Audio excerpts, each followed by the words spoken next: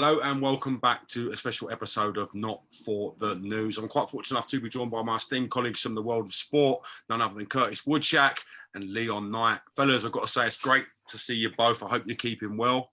I want to start initially with the news of Paul Pogba. £13 million kidnapping plot involving allegedly his brother Mateus. Okay. Before we move on to the second bit of the sort of story, what's your initial thoughts to all this? What do we make of Paul Pogba's team's accusations and allegations regarding the kidnap plot? I don't know too much about it, so I'll have to defer to Nighty on this one. I don't really know too much about it. You're gonna have to defer back to James because I don't know fuck all about it, to be honest. You know what I mean? I'm glad you boys are in the loop with things. So let's have a little look about it, okay? So Paul Pogba's team have responded to a bizarre video from Mateus Pogba, alluding to the fact that he had some information on Paul Pogba and some of the French players. Yeah, I've seen that with match fixing and all things like that, wasn't it? I've seen that video. Yes. Then in response to that, Paul Pogba's team have come out and said that Paul Pogba's been under scrutiny, shall we say, by some school friends. 3 of them came to his dwelling, an apartment, with 2 masked men as well. One of them, allegedly, his team believed to be Mateus Pogba, his brother, and they've tried to extort £13 million from him. What do we make of it all? I mean, it's crazy, isn't it? I mean, imagine your brother like rolling in with a ballet on to extort money out of you. I mean, how do you get to that point? Yeah, quite scary, really, isn't it? Like I said, I don't really know too much about it, but it just seems an absolute mess. You'd think if your brother was Paul Pogba, that life would be good. But yeah, it's weird. No winners out of all that, is there? No one's winning out of any of that. I just did they get money? I don't know the full ins and outs of it. I'm guessing he's gone to the authorities, so we'll find out more in due course. These are just the allegations his team have made in response to that video on social media. I'm guessing they might have got something out of it. It's a tough one, isn't it? Because if his allegations that there's been match fixing and all things like that, it could open a serious can of worms. And without kind of knowing the facts, it's a bit murky, isn't it? Paul Pogba's just one thing from the next with him, innit? I don't know if I feel sorry for him or not, but he just can't seem to get a run of any good publicity or a run of form where everything's going well for him. And when it becomes about family, it's always ugly. Your brother as well. It's bizarre. Yeah. Nighty, how do you feel with some of your school friends and allegedly your brother turned up when you was on a big contract trying to put it on you to take finances out of your bank? I don't know, man. You just look at him and say, "What are you doing?" Like, if he knew it was him, you just stop and just stand still and look at me and say, "What are you doing? Like, what are you actually doing?" You get what I'm saying? In response to this, I sort of thought about it, and I felt a bit sorry for Pogba if some of this is true. Then I thought about his form at Manchester United, and he certainly looked like a man that had something on his brain. Certainly looked like someone that was under some sort of pressure. His form's dipped dramatically. Do you think we can write anything into this to sort of explain that? I said something similar the other week when we're talking about Dele Alli. It looks to me like something's happened. Something's wrong. You don't go from being up there to down there so quickly. It looked like there's a world on his shoulders. And same with Paul Pogba. We don't know what's going on behind the scenes. He might have been dealing with this for ages. Brother threatening him. If you don't give me X, Y, and Z, I'm going to do this, this, and this. Footballers are only human beings, and to have to perform under such, mental stress must be very, very difficult. But I suppose we're all guessing at the minute, aren't we? But we have to remember that people only judge you from 3 o'clock till 4:45, You know, there's a whole lot more goes on in football than what a lot of people see. So if Paul Pogba's getting that pressure from family and from the outside, it must be really, really difficult for him. I hear that. In response to the second lot of accusations from Paul Pogba's team, his brother's now come out and said that Paul Pogba's spent £2 or £3 million on a witch doctor to stop him allegedly from getting injured. But his brother was alluding to the fact that there was some more sinister stuff in the beliefs of it all. Again, it's murky waters. What do we make of it? These are the sort of things that we should be talking about on this show. He's not the only one to go to the witch doctor, is he? I think Yaya Toure went to the witch doctor for Pep. Remember when Glenn Hoddle? He was the first time. Who did he get that time at the World Cup? Was it someone called Eileen or something? Eileen, yeah. Eileen Drury, was it? The spiritual healer. Yeah. I think it's a cultural thing, isn't it? With yes, it's African. Yeah. It's going to come on to this. Would people? But listen to what I'm trying to say. Go on, mate. Don't get it twisted and don't laugh about these sort of things, because let me tell you something. The shit is real. I'm not laughing. Don't get it twisted. It is actually real. Believe you me. You don't be dropping no juju on me. That's what I was saying. Bruv, as much as people want to laugh and take the piss, and I'm one of them, yeah, I've seen it firsthand. Don't play around with that sort of stuff. Really? Do you think people 100%. Say Pogba had spent $2 million, okay, bringing in a Catholic priest or a Sikh guru. Bruv, this is different, bruv. Something different. No, but would it that what I'm trying to say is he obviously believes in that. It's part of the culture. Do you think people are wrong and a little bit cynical in seeing it as something that should be mocked or laughed at? I think cultural differences are across all walks of life, aren't they? And I think the money's irrelevant. 2 million to Paul Pogba is nothing, is it? So the money's kind of by the by. If he believes that that's going to help him, and he believes that, you know, getting a witch doctor is going to improve what he's doing and his life, then who are we to say any different?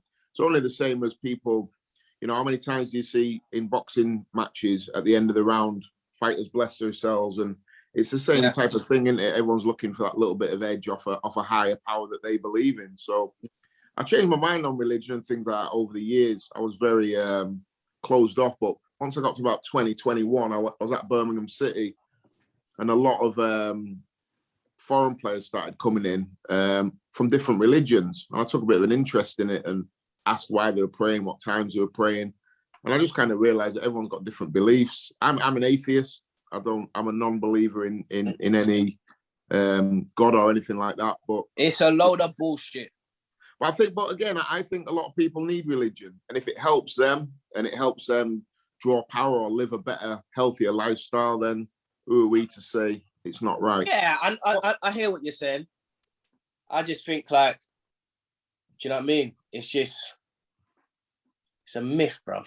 Like, I like Ricky Gervais's take on religion. You know, I love it when he says, you know, he's an atheist, and he said there's like 2,000 gods that different people believe in, and he doesn't believe in any of them, and all the other religious people believe in none of the others except the one that they believe in. So he said he's not actually that far away from your beliefs. You know, you just believe in one more God than me. Exactly. Last season, Paul Pogba missed 19 matches due to hamstring and calf injuries. It's quite a lot out of 38 games. He better send that witch doctor for that hamstring. Comfortable going back to the witch doctor and saying, "Look, I want $1.5 million back." How does that conversation go? Did he go beforehand, or has he gone now?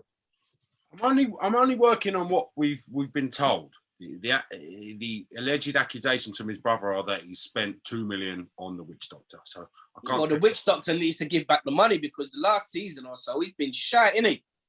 That's what I mean. He's had a lot of influence. I think we need to discuss what Nighty knows about the witch doctor. You can't just say like he knows it's for real and just leave it at that, and us not to dig a little bit deeper. Well, you got to say, Nighty, talk to me. Talk to us. Well, bruv, listen. I know a few people. Yeah, naming names ain't gonna do me any good. No, keep the names out. I know a few people that's been in a few problems and have got out of the problems. Wow. But the problems have been problems. Like, not no little inty-binty problems. I mean, big-ass problems. Wow. So I might need to speak to you after the 90.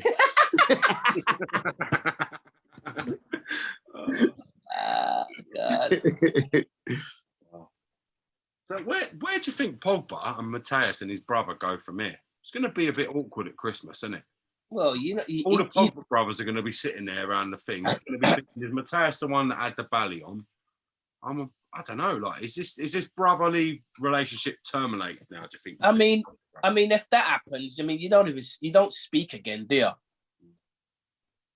You don't even have contact. The only contact you'll have was probably through your mum, whether, you know, whatever she says, or she's trying to, you know, link you lot back up together and all that. But you never speak to your brother again if that goes on.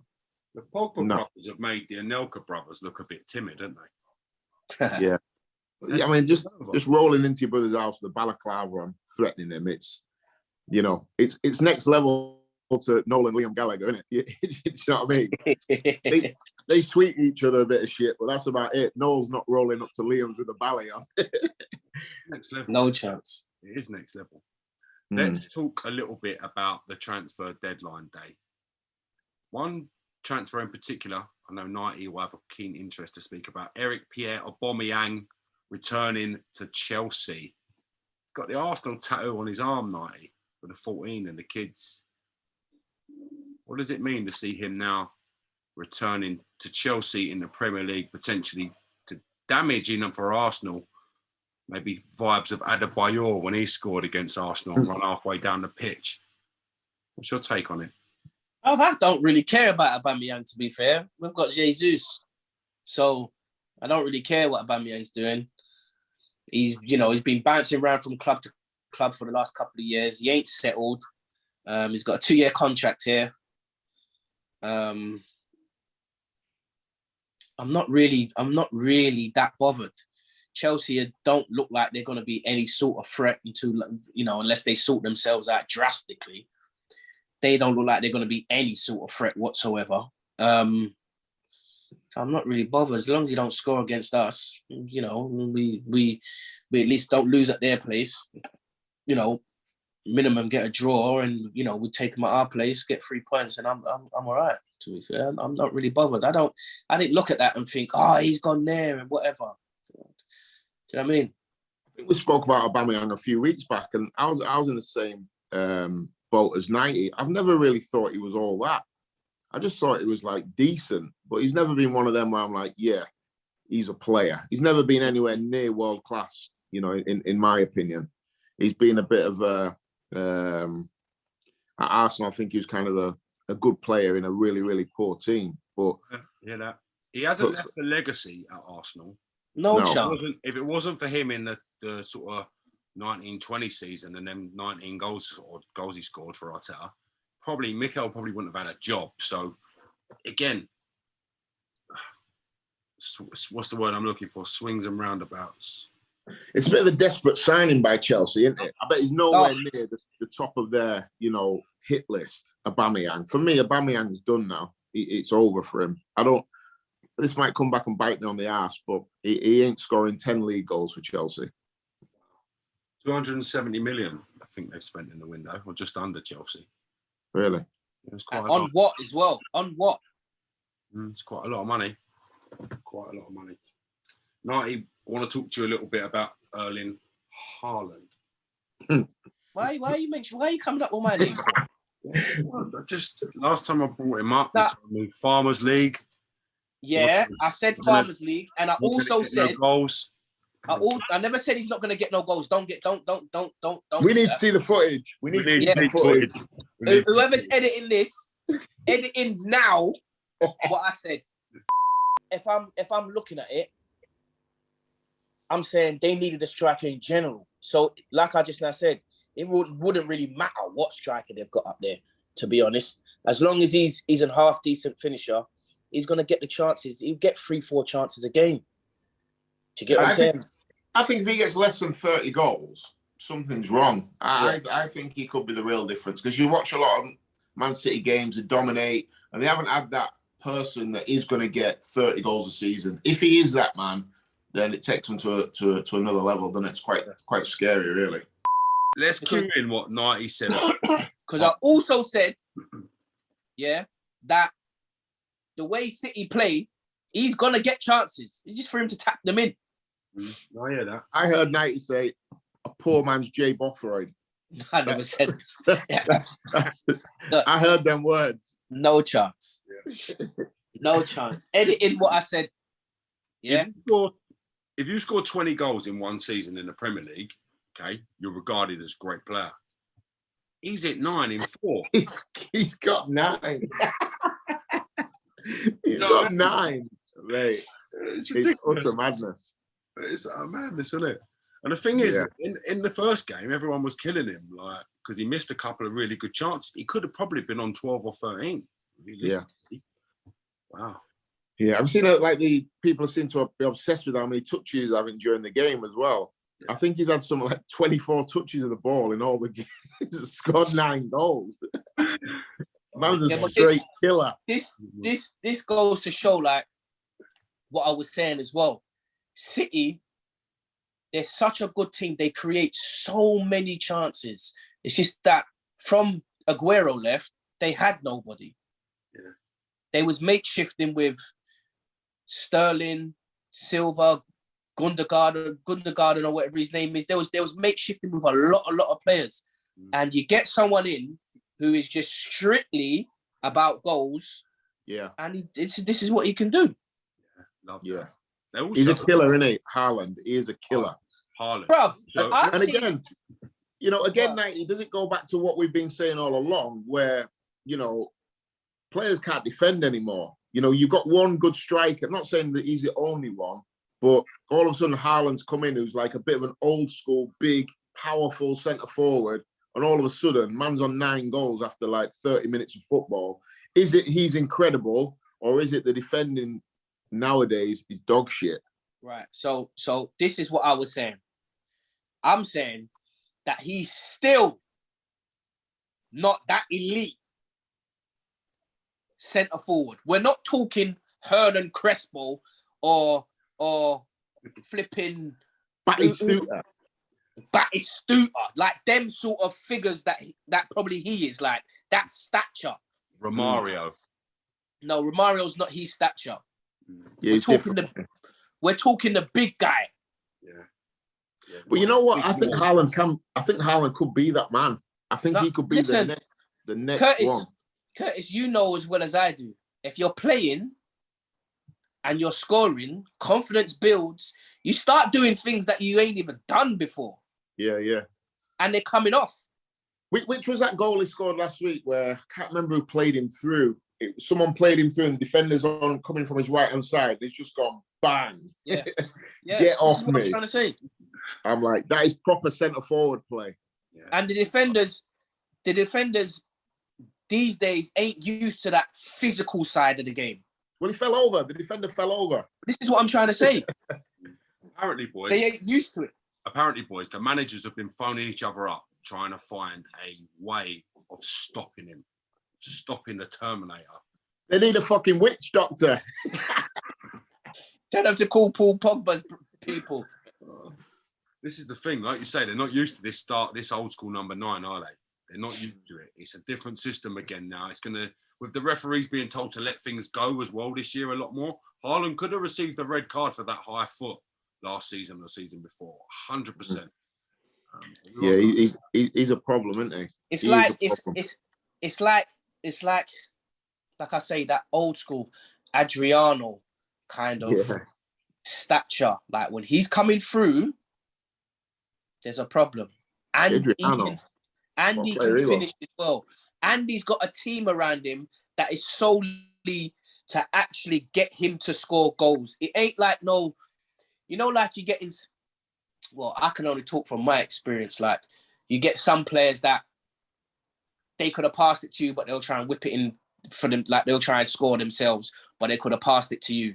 Like I used to get that a lot when I was playing. Do you get what I'm saying? I used to get like, you could have slipped me in and it would look like a better move, but you've gone for the shot, we've missed and we've got a corner. But you could have slipped me in and I could have scored easily. These players that he's playing with, they ain't getting to that. They're just setting him up. Yeah, they're feeding him, aren't they? You know what? When I was thinking, going back to when I was kind of coming through as a player, as a young kid, 99% of teams played 4-4-2. And all the shape that we did was getting it into the front two. One coming short, one spinning in behind. The wide man's job was to feed the front two. And now I look at a lot of coaching, and a lot of it is how we build up play. And it takes 5 minutes to actually get to the front two. Whereas a lot of times teams were based around your front two. These were the men that you got it into, they'd score your goals. Do you know what? Sheffield United. Coming through at Sheffield United, we had Brian Dean and Jan Arda Fjortov. Them two are like proper players. And everything we did was about getting it into them. We then had Dean Saunders, Peter Cachuro, and it was all built around how we get it into these front two with quality. And I agree. I look at City now, and when they get the ball, head up, where's Haaland? They're looking for him. And I love that type of stuff. Yeah. Do you think because the game has now changed in the physicality and the tackles, that now there is time for this transitional new build-up play, if you want, where before it was a lot faster, a lot quicker because you get smashed in the air. Now players have got time to recycle the ball. They're not in a rush to get to the goal. They can make 18 passes without a fear of getting smashed up in the air. Yeah, 100%. You can't tackle now, can you? I used to play in midfield. You always knew you had a couple of naughty ones before you maybe got a yellow. Yeah. Now you could get straight red straight away after 5 minutes. The game's completely changed, hasn't it? And I think it's helped technically. It's helped better players be better technically. Whether it's helped the game and actual individual players be better players, I'm not too sure. Interesting indeed. What I'd like to look at now is one of the most bizarrest things since my dear friend Peter Odin-Wingate in the transfer window. Let me just get this up so I've got a complete story here. So we're talking around the transfer of Bamba Dieng, his transfer potentially to Leeds from Marseille, okay? Marseille. Yeah. Verbally agreed it to join Leeds. He's flown to Leeds for his medical. On the way, gets to Leeds, by the way, he's on the Leeds plane where we had, the team plane they've sent to pick him up. So he gets his medical, just about to have his medical and everything. The phone rings and it's from Nice in France. They've put a bid in for him at last minute. So he goes, has a think about it, has a chat with it, goes, nah, rejects Leeds, flies back to France, somewhat delayed, goes for his medical, fails the medical, mate. Has to go back to Marseille. Bamba Dieng. I feel sorry for him a little bit. Is that a nightmare, isn't it? I don't feel sorry for him. No, do I? Because why are you flying back to Leeds to go and you don't want to go to Leeds in the Premier League? Yeah. Having a laugh, mate. He's made a big score, hasn't he? Yeah, I bet Leeds didn't put the plane on back for him. They had to get his own plane. 100%. 100%. This is what got me wondering. Wonder if he would have passed the medical initially at Leeds, with it being deadline day, different countries, different scrutiny, I guess, different needs for the player. I don't know. Has he just cost himself that big move? Do you think he? I don't know, but what I do know is he sitting down in the changing room today, twiddling his thumbs, mate. I tell you that he must be pissed off. Oh, mate, just imagine the group chat. Oh God, he'll be getting rinsed. I felt a bit sorry for him, to be honest. If I'm being brutally honest, it must be hard for a player now to go back into the changing room, having had that movement. this and that. And now you're sitting there with your teammates, and they're like, "What are you doing here?" You know what though? If you're in like a good dressing room, you go back in, the banter will be unbelievable. It will be off the charts. Yeah. And if you're like, it depends what type of personality you are, but just thinking if it was someone like me, I'd just be like, lads, fire away. you gotta take it. It is what it is. Yeah. Yeah. If I'm going off like one of the like best changing rooms that you had, probably Swansea or Brighton. If I'm going into the Brighton changing room after like getting all that done, you just go in. I just take my shirt off and just walk in the changing room and just get pelted, mate. Honestly, because it would just be unbelievable. Charlie Oatway, everybody. They'll have signs up outside in the car park, everything, mate. Do you know what I mean? Like, it does depend what changing room you have, to be fair. It will make it like easy or hard on them sort of transfers there and the collapse of a transfer there. If you've got a decent training change room like Curtis is saying, it's easy, mate. You get back in.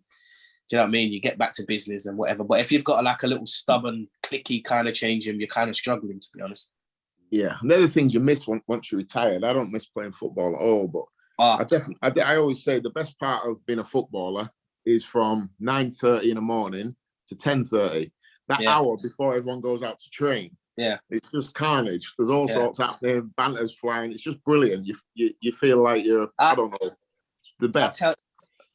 You're right, mate. Like the football inside and all the hassle that comes with it and all that. Don't get me wrong, the money's great, but I don't miss the actual kicking football. What you do miss, like Curtis is saying, is like, you know, the everyday togetherness with like, you know, players, especially like I keep saying, if you've got like a nice changing room in there, like you got a nice bunch of boys that, you know, go out together and, you know, have a meal, or, you know, they can even like all of you lot can bring your missus round and stuff and whatever. And, you know, you all have a little joke and a giggle and stuff. And that's the part that you miss, because it is flipping, bruv. It's so funny. I don't know. You won't be able to put it into words how funny it is. Yeah. I don't know what it's like now. Yeah. But you see, when I was playing, it was just fun, bruv. Every day, someone was getting called. You go in and there'll be someone's gear ripped up, put up, hanged up somewhere because they didn't like what he was wearing that day. Mate, it would just be absolute carnage. You'll have one guy. Oh, who was our guy at Brighton? He's actually the Leeds manager now. He's actually the Luton manager now. Nathan Jones. He used to get it every day because he was like a straight and narrow guy. Like he was preparing for this kind of career while he was playing. So he was doing all his exams and stuff. He used to get pelted, mate, for it. Yeah. Pelted. Yeah, I mean, pelted for it. But obviously, it's turned out great for him, and fair play, and I hope he does well. But mate, it was still he was one that took it every single day. But great lad. There's no rules, is there, in a football dressing room? There's just no rules. It's literally anything goes. Yeah. Lads, anything. With the transfer window slamming shut, now there are some transfer players on free Bosman that can still be signed. The Bosman window isn't completely ruled out. What do you think of Ross Barkley finding a Premier League club? 28 years of age, could potentially go to maybe a mid-table, lower tier side and start, could potentially go to a top tier side and be third or fourth choice backup, maybe. Thoughts on Ross Barkley, 28 years of age, 90? Would you take him at Arsenal? No.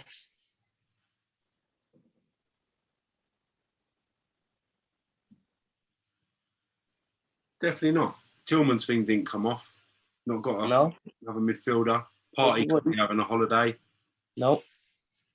You know, I think he's a good squad player for Arsenal. I like Ross Barkley. I think he's quite talented. He's never really had a run anywhere, has he? But it's only 28.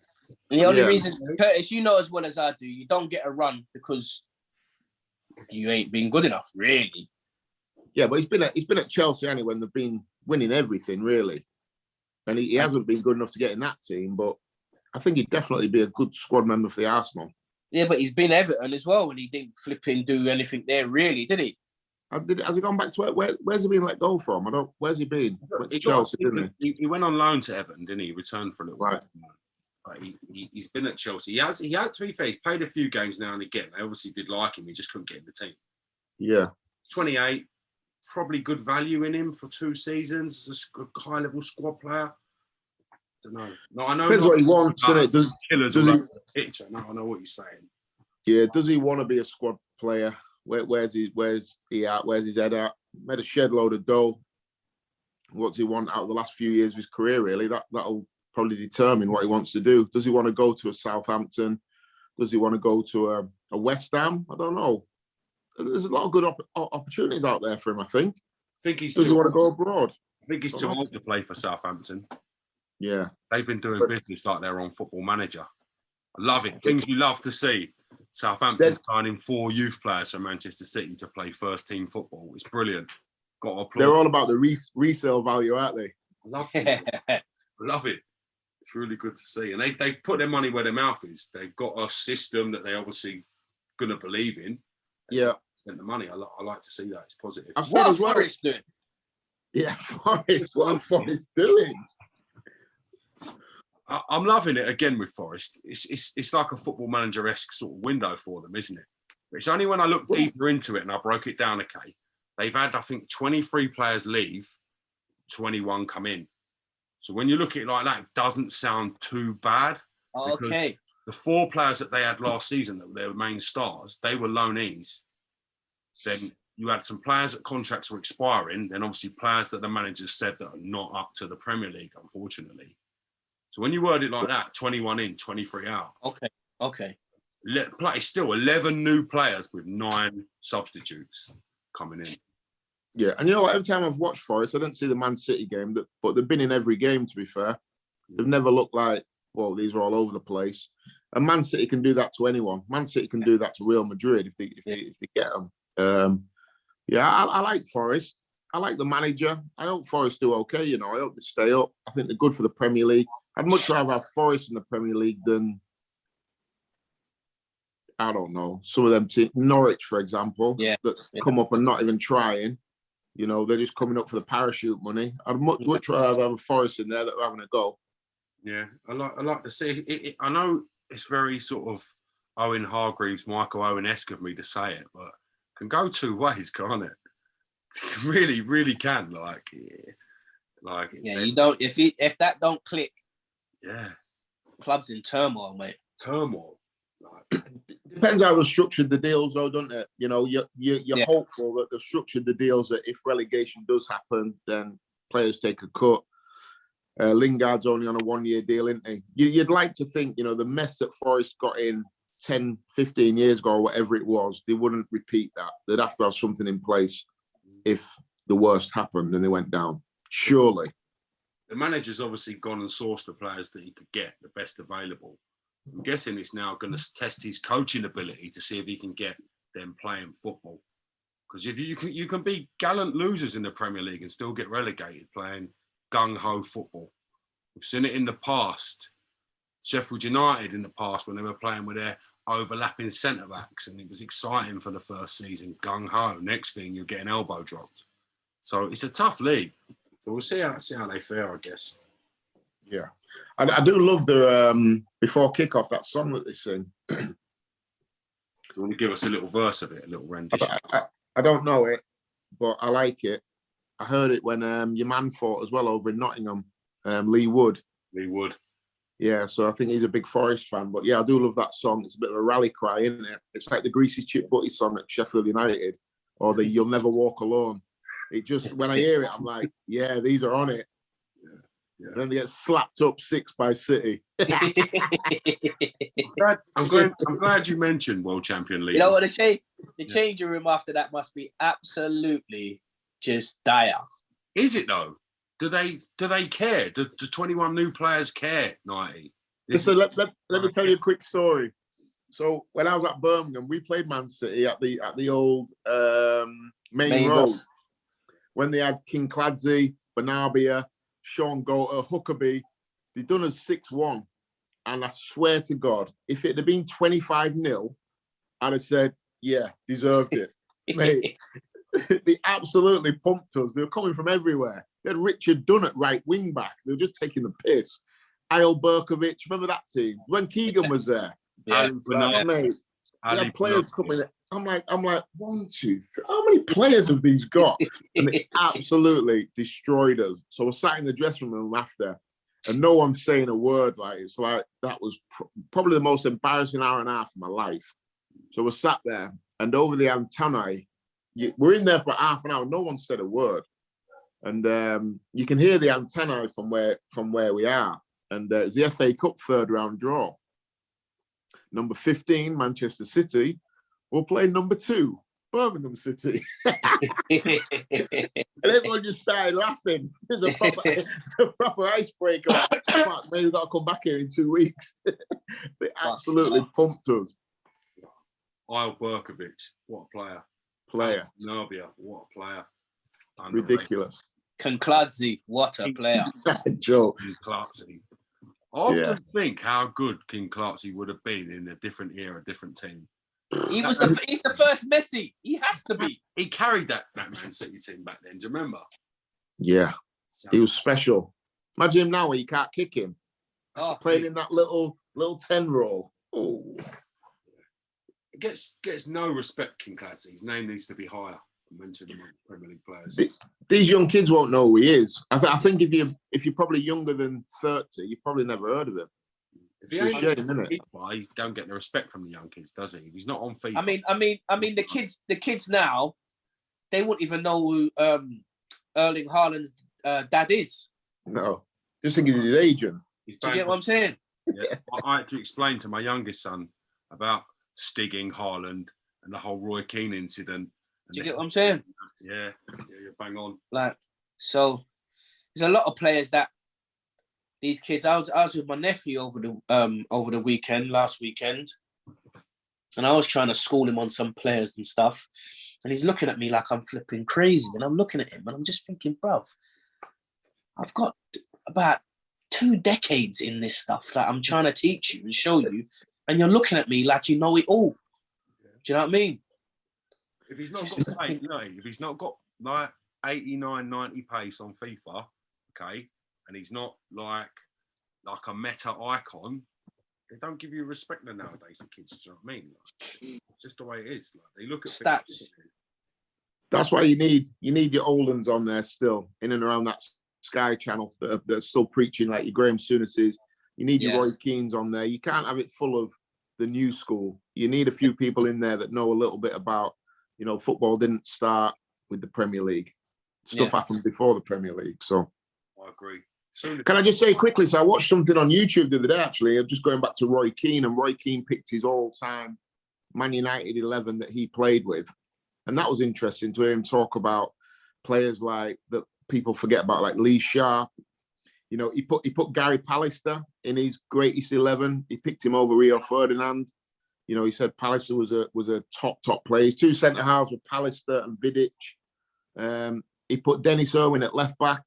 Said Miles better than Evra. Silvestre, and Evra. Yeah, Did he have a right back? Gary Neville. Okay. Left wing Giggs, right wing Beckham. You won't pick the midfield 2. You won't get the midfield 2 that he picked. Keane and Varane.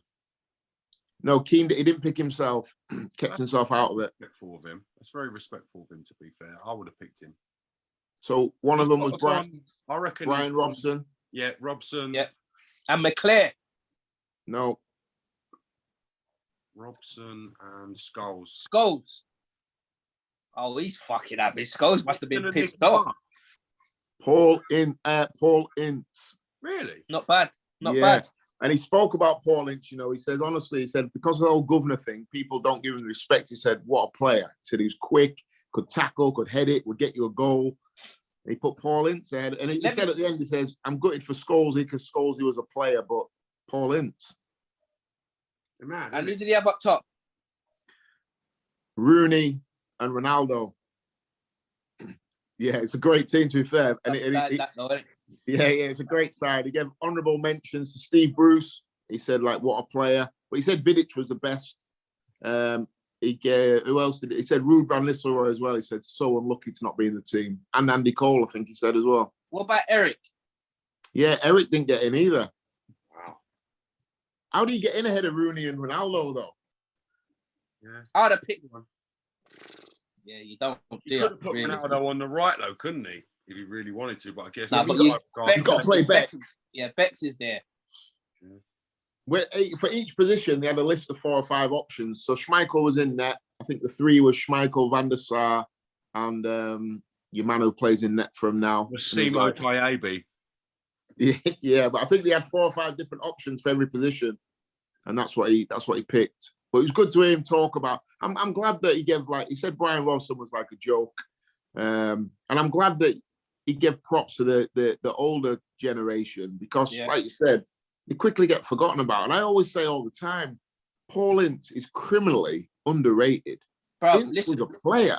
Listen, we had Paul Ince at MK. Now, as you might see me go back and forth on social media and bantering him and all that, Paul Ince and whatever. But let me tell you something, bruv.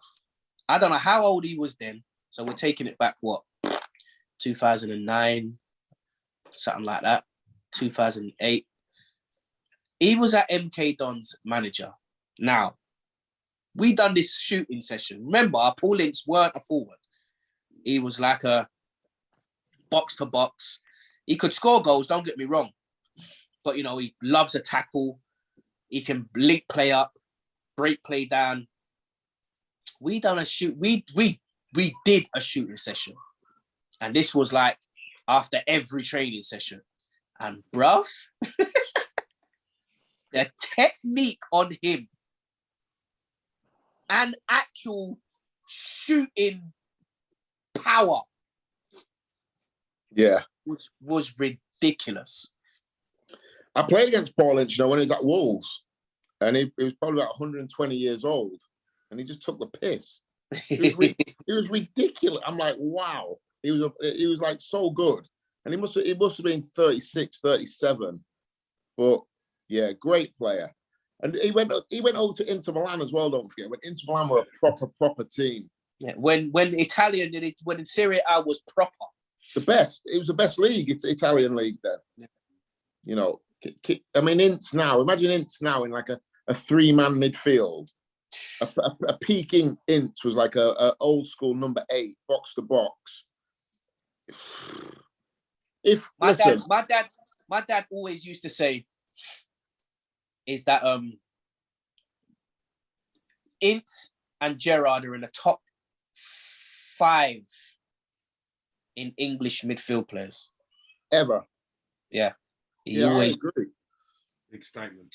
And you know what? Like, so you're talking about now. So Declan Rice, they want 120 million for him. That's the price tag on him. So if Declan Rice is 120, Paul Ince is 170, 180. He's 200. Declan Rice has to be. He's got to be. Declan Rice does not do one thing better than Paul Ince. No. Not one. And the thing about it is, you see these older heads like Keane and Neville and stuff, and they must be looking at them and thinking, obviously they can't come out and say it, but just thinking, you're shit. Yeah. I often think, how much would David Batty be worth in the current I think we spoke about Batty before, haven't we? Batty was ridiculous. Yeah. Imagine him just sat there in a 3-man midfield. I know people will be thinking, going there, talking about Ince and Gerrard and how they just brought David Batty up. But he don't get the respect he deserves. Can you boys try to tell the younger audience watching this show what I'm trying to say? Batty was a joke. Won the league with Leeds, didn't he? Who was in midfield? Batty and Carlton Palmer, wasn't it? Carlton, big CP. Yeah. And then he won the Prem with Blackburn. Yeah. Wow, yeah, forgot about that. Batty was a player. Batty Tim now Sherwood in midfield for Blackburn. Tim Sherwood. Yeah. Batty. Wilcox, Ripley on the wings. Yeah. Crazy. Yeah, Batty was a player. SAS up front. SAS up front. When you talk about, you can't tell me Batty would not dominate in this generation. Oh, easy. You know, because Batty was good on the ball as well. People think he was just a tackler. Batty could play a great... And Ince. You know, Ince probably had more of a passing range than Batty, but Batty was a brilliant 10, 15-yard passer. And you watch some of the games when Batty gets the ball, he zinged it into him 10 yards away. Yeah. So he would get people in them little pockets, you know. Gary Speed coming in off the line. Batty finds them. I was just about to say, bro, like, even in like the little box games, like we would set up little box games and whatever, and like keep ball like three against three, or sometimes it was 4 against 3 where you had to chase. You know them little games that you play, like, and bruv, the way Ince would slap the ball into you, I'll just be thinking, is this what you lot were doing at United? Or are you trying to take the piss? Yeah. Because your touch had to be spot on. Because he's slapping it into you away. I can't even put it into words. It is a clap into you. Well, that's because the technique is good enough to do that. Yeah. They can zing it. But this is what they must have been. This is the level that they must have been at United and stuff like that. Like, it must have been elite, bruv. Because when he was zinging about, and then he would get the ball and go flam like that. And then you make a next angle and they get it back. They come out and go bam and sing it into you there. You're just thinking to yourself, this is a bit mad. Yeah. You know what, Knight? I had a very similar experience with Steve Bruce. So Steve Bruce's first job in management, he came to Sheffield United as player manager. So I think everybody, in my head, Steve Bruce, head it, kick it, absolute warrior, would put his head anywhere, get it, smash it up the pitch, you know, be an old school defender. Like, he came to Sheffield United, I'm like, we need to play him number 10. You know, it was a joke. When he was like in the 5-a-sides and that, it was ridiculously good. His technique was a joke. And I, like you said, I just thought he was just a like squash nose centre half who put his body on the line. But he was our best player. He was like 80 years old. I'm telling you, bruv, mate, it's when you get them like older heads, like from when, like the elders from what I am. I'm 40 this month, so the elder heads from what I am, like, and they would come down obviously towards the end of their career, and they drop down a couple leagues and they come into like where you was playing in that, bruv. It was flipping mental because they don't lose it. Yeah, pace they might lose a bit of pace and stuff and whatever and this, that, and the other, but the actual technical ability is just mental, bruv. It was like when I was, where was I? I was at Chelsea, and it was a bit of a shit time there for me, to be honest. I won't lie, but like when you're like seeing like Zola and stuff, and you're just thinking, the fuck, like what is that? What is that? Yeah. I think every young player has that part in their career, and it's probably when you get to 17, 18, 19, 20, when realization hits you and you realize, oh shit, I'm not actually very good. Because you come up against some proper players and it is like a real eye-opener, isn't it? You kind of find what level you're actually at. It's humbling, very, very humbling.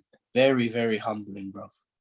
I don't know if I've mentioned it on here before, but I had it against Didier Deschamps when you might have been in that Chelsea squad, 90. So they came to Sheffield United to play as a pre-season friendly when he was at Chelsea. Yeah. What year was this?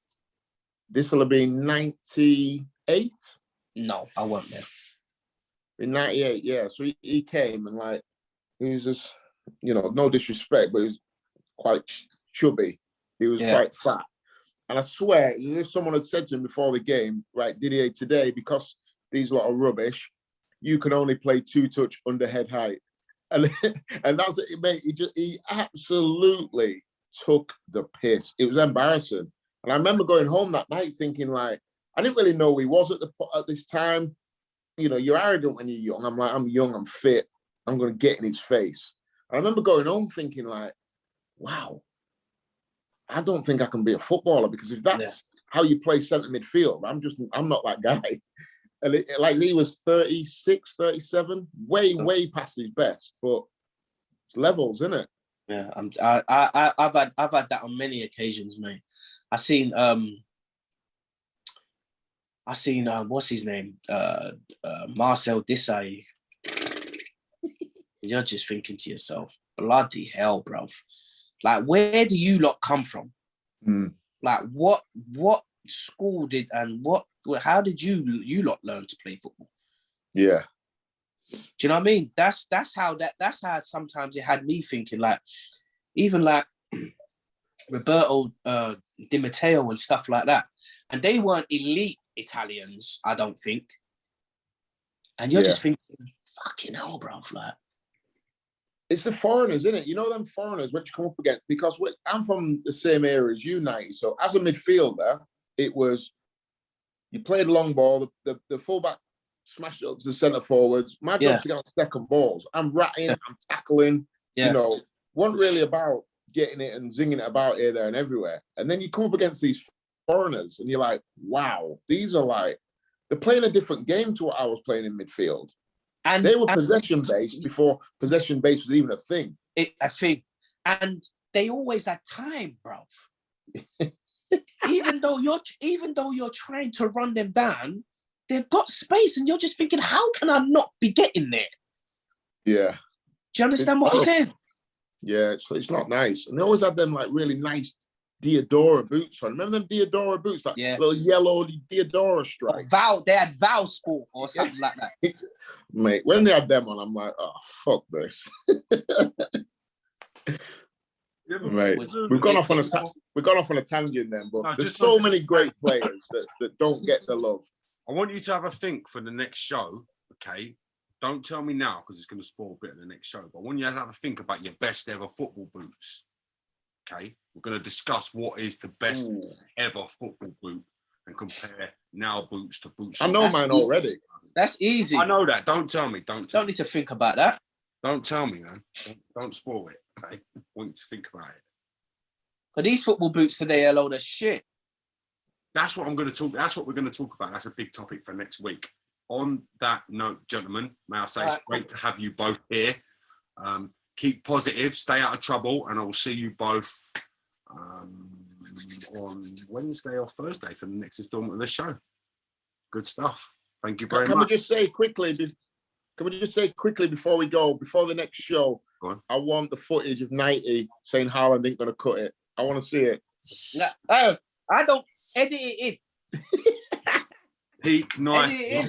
Farmers. All I remember was Peak 90, Farmers League, Jay Boothroyd, Rebor. That's all I heard. That's all I heard. You lot are chatting. You lot are chatting. No, you lot are chatting. Edit it in, because I want to see it, because I know what I said.